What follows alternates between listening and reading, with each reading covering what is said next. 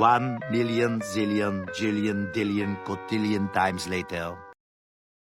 Pada kesempatan kali ini kami akan membahas analisis human error pada kecelakaan kapal menggunakan integrasi metode HFACS, yaitu Human Factor Analysis and Classification System, dan Bayesian New York BN dilakukan untuk memetakan akar penyebab kegagalan operasional secara komprehensif. Tabrakan kapal merupakan salah satu kecelakaan maritim yang paling sering terjadi di dunia. Tingginya aktivitas pelayaran, kondisi cuaca, keterbatasan jarak pandang, hingga kesalahan manusia menjadi faktor utama penyebab kecelakaan tersebut.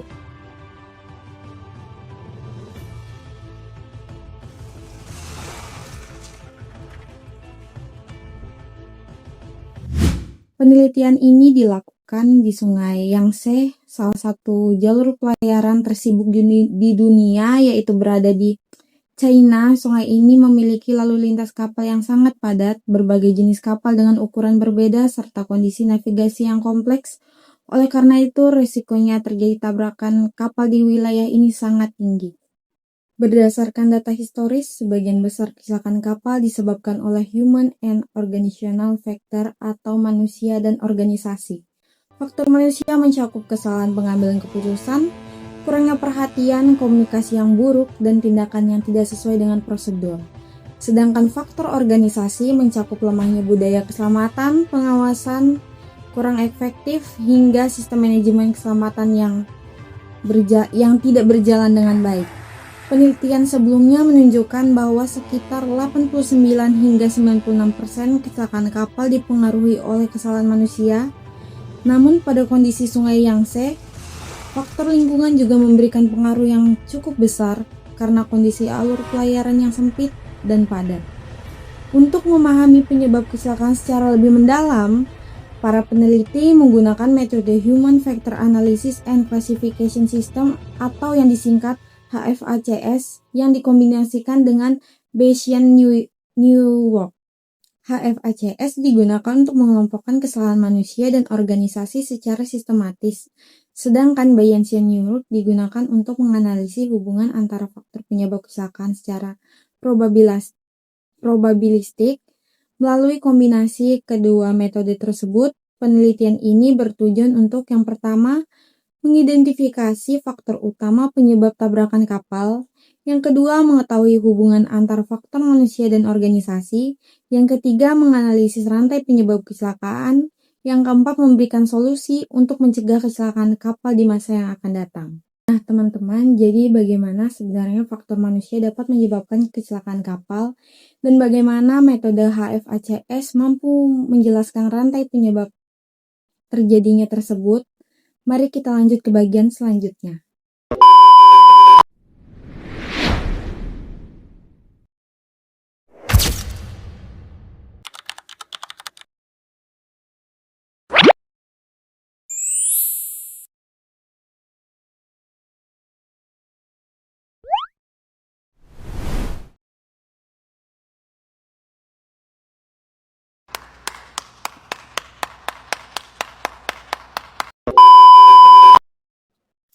Dalam penelitian ini, peneliti menggunakan metode Human Factor Analysis and Classification System atau HFACS untuk mengelompokkan faktor penyebab kecelakaan. HFACS membagi faktor penyebab kecelakaan menjadi 5 kategori utama. Kategori pertama adalah tindakan tidak aman. Kategori kedua adalah kondisi yang memicu tindakan tidak aman.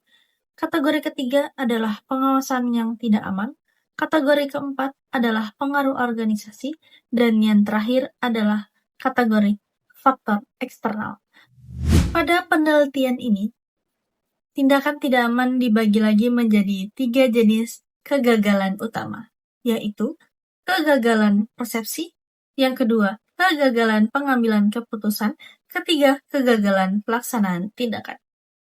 Kegagalan persepsi terjadi ketika petugas kapal gagal memperoleh informasi penting dari lingkungan sekitar, seperti kondisi cuaca, lalu lintas kapal, atau posisi kapal lain.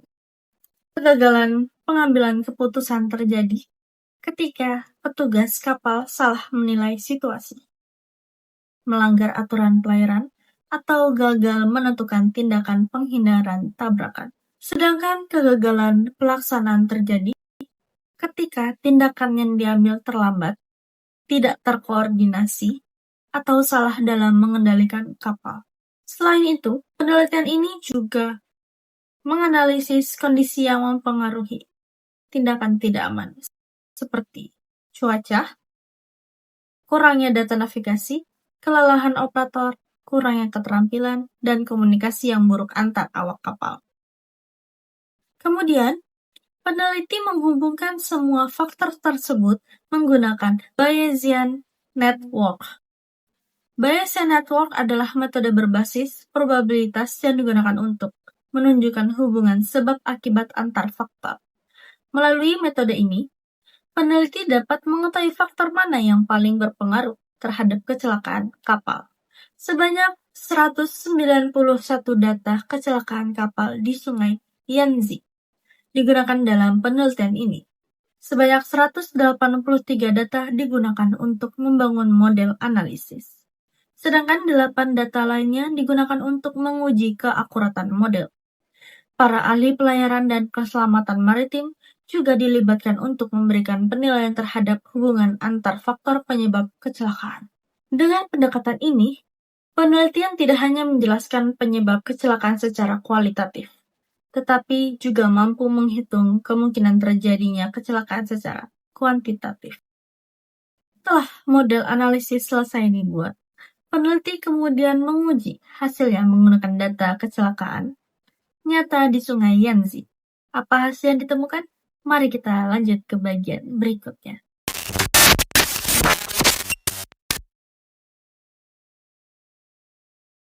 Oh my god! Wow!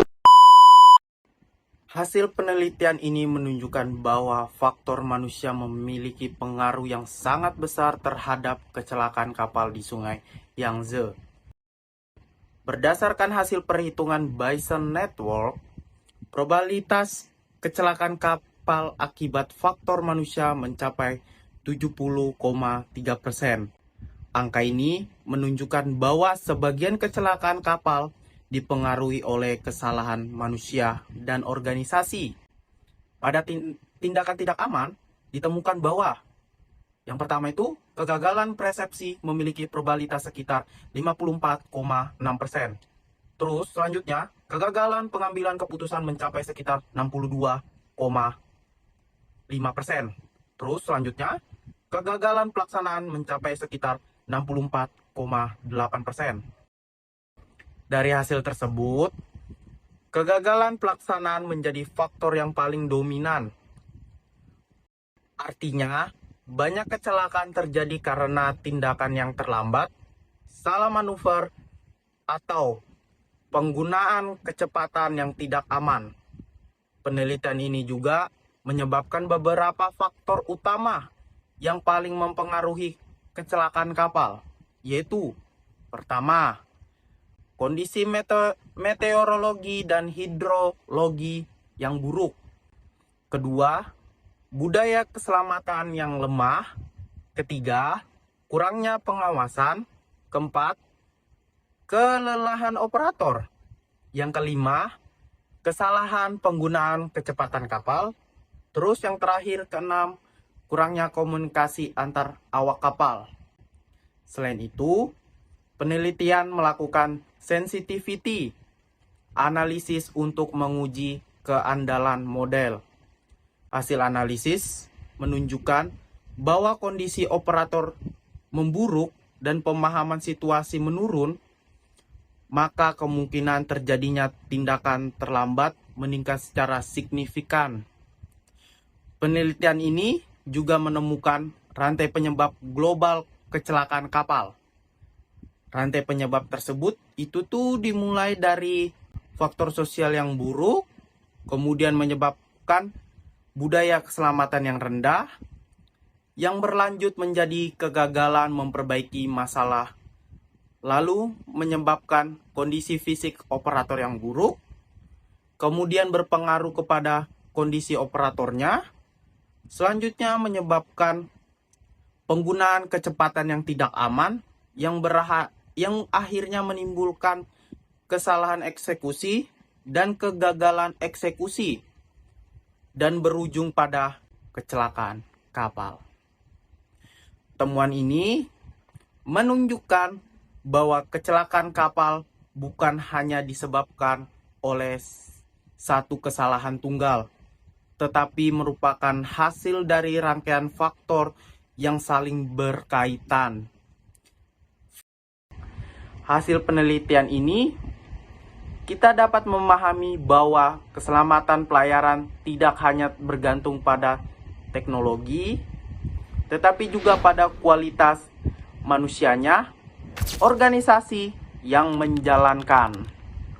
Lalu, apa solusi yang didapatkan? Untuk mengurangi resiko kecelakaan kapal, mari kita ke bagian akhir.